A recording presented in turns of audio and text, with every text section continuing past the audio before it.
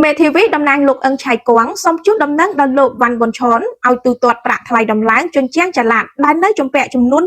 $6,000តាមកិច្ចសន្យាលោកជុំសុគង្គមេធាវីនៃការិយាល័យមេធាវី BT ជាតំណាងឲ្យលោកអឹងឆៃគង់បានចេញលិខិតជូនដំណឹងជាសាធារណៈដល់លោកវ៉ាន់ប៊ុនឆនសូមឲ្យទូទាត់ប្រាក់ថ្លៃអីវ៉ាន់ដែលនៅសល់សរុប$6,000អាមេរិកជូនកូនក្តីរបស់លោកតាមកិច្ចព្រមព្រៀងចុះនៅថ្ងៃទី8ខែសីហាឆ្នាំ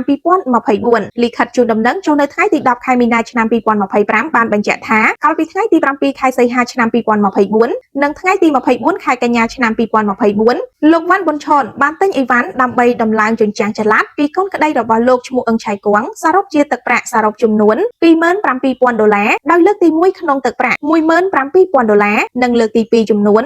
$10,000អាមេរិកដោយមានកិច្ចព្រមព្រៀងត្រឹមត្រូវតាមច្បាប់បន្ទាប់ពីដំឡើងជញ្ជាំងចល័តរួចរាល់លោកវ៉ាន់ប៊ុនឆនទើបតែបានទូទាត់ប្រាក់ជូនឈ្មោះអឹងឆៃគង់ចំនួន